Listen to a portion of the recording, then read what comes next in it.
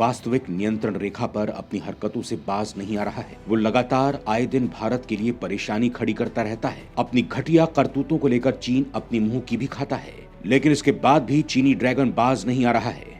कुछ टाइम पहले चीन और भारत के बीच कोर कमांडर स्तर की बातचीत के बाद भी ड्रैगन के लड़ाकू जेट पूर्वी लद्दाख में तैनात भारतीय सैन्य बलों को भड़काने की कोशिश कर रहे थे। चीन के फाइटर जेट कई मौकों पर वास्तविक नियंत्रण रेखा यानी एलएसी के करीब उड़ान भर रहे थे, जिसका जवाब भारत ने अपने लड़ाकू विमानों की तैनाती से दिया है। इसके साथ ही चीन सीमा पर अपनी संचार प्रणाली को विकसित करने को लेकर भी भारत की नजर में आया हुआ है। चीन की ओर से एलओसी के पास 5G नेटवर्क शुरू करने के बाद भारत ने भी लद्दाख सीमा पर 4G और 5G आधारित मोबाइल सेलुलर नेटवर्क का यूज करने की तैयारी शुरू कर दी है। इसके लिए भारतीय सेना ने ओपन रिक्वेस्ट फॉर इंफॉर्मेशन यानी RFI जारी किया है। इसमें कंपनियों से दुर्गम इलाके में तैनात फील्ड फॉर्मेशन तकनीक मुहैया कराने के लिए बोलियां मांगी गई हैं। भारत की तरफ से इस तरह की कार्रवाई के बाद चीन भी सख्ती में आ गया है, क्योंकि उसकी मनमानी पर ब्रेक लगने वाला है। इसके साथ ही भारत ने ऐसे कई कड़े कदम उठाए हैं जो चीन को सबक सिखाने में काम आ रहे हैं। वीडियो के जरिए मैं आपको भारत की तरफ से चीन के खिलाफ जो कदम उठाए जा रहे हैं उसके बारे में बताऊंगा, जिसमें आप जानेंगे कि कैसे भारत की ताकत के आगे चीन ढेर होता जा रहा है। तो वीडियो को बिना स्किप किए अंत तक जरूर देखिएगा। दोस्तों, साल 2020 में जब पूरी दुनिया कोरोना महामारी से जूझ रही थी, तब चीन भी अपनी हैवानियत से पीछे नहीं हट रहा था। महामारी के समय पूर्वी लद्दाख में भारत चीन के बीच गतिरोध उत्पन्न होने के तुरंत बाद चीनियों की तरफ से सुचारू संचार लिंक सुनिश्चित करने के लिए फाइबर ऑप्टिक केबल बिछाना शुरू कर दिया गया था। उसके बाद चीन ने 5G नेटवर्क भी शुरू किया है। वहीं भारत ने चीन की इस कार्रवाई का जवाब देने के लिए अब भारतीय सेना भी 18,000 फीट पर 4G और 5G नेटवर्क स्थापित करने में जुट गई है, ताकि सुदूर पहाड़ी इलाकों से संदेश प्राप्त करने और देने में आसानी हो सके। चीन ने लाइन ऑफ एक्चुअल कंट्रोल के पास कई स्थानों पर 5G नेटवर्क स्थापित किए हुए हैं। RFI के मुताबिक बताए गए नेटवर्क का उपयोग भारतीय सेना के वो जवान करेंगे जो पहाड़ी, अर्ध पहाड़ी या 18,000 फीट की ऊंचाई पर तैनात हैं। ये नेटवर्क ऐसा होगा जो बेहद भरोसेमंद और सुरक्षित होगा, ताकि सिक्योर वॉइस मैसेज और डेटा सर्विस मिल सके। साथ ही ऑपरेशन जरूरतों के मुताबिक संदेशों का आदान प्रदान करने में मदद कर सकेगा। इसे लेकर यह भी कहा गया है कि संचार कंपनी कॉन्ट्रैक्ट हासिल करने के बाद 12 महीने के अंदर नेटवर्क को स्थापित कर दे। इस नेटवर्क को उच्च प्राथमिकता के साथ स्थापित करना होगा, ताकि भारतीय सेना चीन की पीपल्स लिबरेशन आर्मी की संचार व्यवस्था को सीमा के इस पार कड़ाई से टक्कर दे सके, क्योंकि अगर भारतीय व्यवस्था कमजोर होगी तो इससे काफी ज्यादा दिक्कतों का सामना करना पड़ सकता है, क्योंकि फिलहाल सेना को ऊंचाई वाले क्षेत्रों में अग्रिम स्थानों पर मोबाइल संचार संबंधी समस्याओं का सामना करना पड़ता है। रक्षा सूत्रों के अनुसार सीमा पर एक सुरक्षित रेडियो फ्रीक्वेंसी सैटेलाइट मोड उपलब्ध है, लेकिन इसके बावजूद 4G और 5G नेटवर्क समय की जरूरत है, क्योंकि इससे तेजी से संचार और डेटा ट्रांसफर में मदद मिलेगी। इसके साथ ही 5G की जरूरत का एक महत्वपूर्ण बिंदु ये भी है कि वास्तविक नियंत्रण रेखा पर तैनात भारतीय सेना के जवानों को रेडियो कम्युनिकेशन में काफी समस्या का सामना करना पड़ रहा है।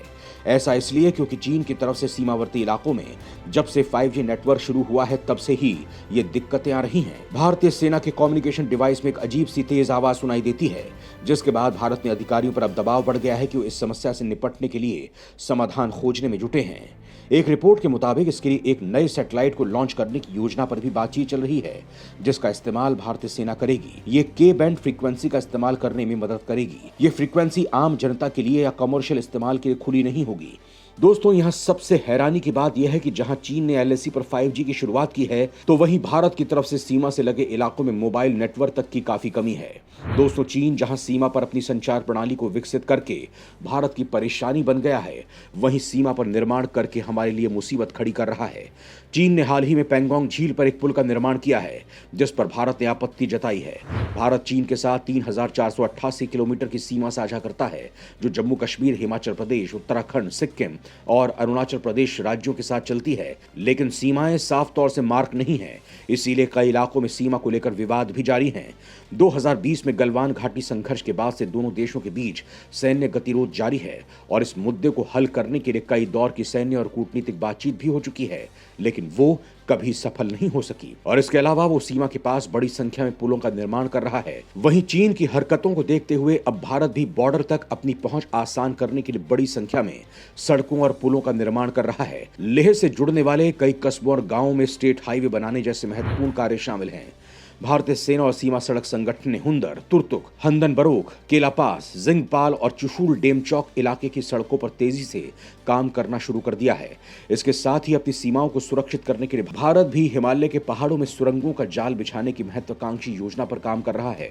इसके तहत जम्मू कश्मीर, लेह लद्दाख, हिमाचल प्रदेश, उत्तराखंड समेत पूर्वोत्तर राज्यों में साल 2026 तक 271 किलोमीटर लंबी ऑल वेदर सुरंगों का निर्माण किया जाएगा। इनमें से कई टनल्स का काम तेजी से जारी है तो कुछ बनकर तैयार भी हो गई हैं। इसके अलावा चीन ने भारत की सीमा से सटे डोकलाम के पास गांव को पूरी तरह से बसा लिया है। नई सैटेलाइट तस्वीरों में लगभग हर घर के दरवाजों पर कारों को खड़ा दिखाया गया है।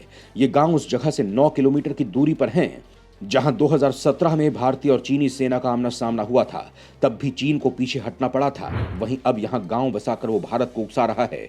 एक रिपोर्ट के मुताबिक तिब्बत की लुहुंज काउंटी से शिनजियांग क्षेत्र में काशगर स्थित माझा तक जाने वाला यह हाईवे नए राष्ट्रीय कार्यक्रम में प्रस्तावित 345 निर्माण योजनाओं में शामिल है।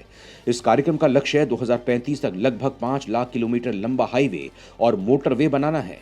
दरअसल चीन बुनियादी ढांचे में निवेश के जरिए अपनी इकोनॉमी में जान फूंकना चाहता है। मीडिया रिपोर्ट में कहा गया है कि लुहुंज काउंटी अरुणाचल प्रदेश का हिस्सा है, जिसे चीन दक्षिण तिब्बत का हिस्सा होने का दावा करता है। खबर में कहा गया है कि G695 नाम से जाने जा रहे इस हाईवे के कोना काउंटी से होकर गुजरने की उम्मीद है। ये वास्तविक नियंत्रण रेखा के ठीक उत्तर में पड़ता है। काम्बा काउंटी की सीमा सिक्किम से लगी हुई है और गईरोंग काउंटी नेपाल की सीमा के करीब है। ये प्रस्तावित हाईवे तिब्बत, नेपाल और भारत के बीच स्थित बुरांग काउंटी और नगारी प्रांत के जांदा काउंटी से भी होकर गुजरेगी। खबर में कहा गया है कि नगारी प्रांत के कुछ हिस्से पर भारत का कब्जा है। हालांकि इस रिपोर्ट पर अभी तक कोई आधिकारिक प्रतिक्रिया नहीं आई है, लेकिन भारत पहले भी कह चुका है कि वो अपनी सीमा पर सभी गतिविधियों पर नजर रखता है। इससे पहले भारतीय सेना ने बताया था कि तिब्बत रीजन में LAC के पास चीन बड़े पैमाने पर इंफ्रास्ट्रक्चरल डेवलपमेंट कर रहा है। चीन सीमा के पास सड़क, रेल और एयर कनेक्टिविटी बढ़ा रहा है। इससे PLA की क्षमता बढ़ेगी। हम भी स्थिति का सामना करने के लिए अपनी क्षमता और मैकेनिज्म का विकास कर रहे हैं। चीन भारत के लिए ही नहीं बल्कि अपने पड़ोसी हर देश के लिए मुसीबत की जड़ है। वो अपनी विस्तारवाद नीति के चलते सभी के लिए परेशानी का कारण बन गया है। इसे लेकर वो कई बार हार का सामना भी कर चुका है, लेकिन फिर भी अपनी हरकतों से बाज नहीं आता है। चीन हमारे लिए ऐसा सरदर्द है शायद जिसका कोई इलाज ही नहीं है।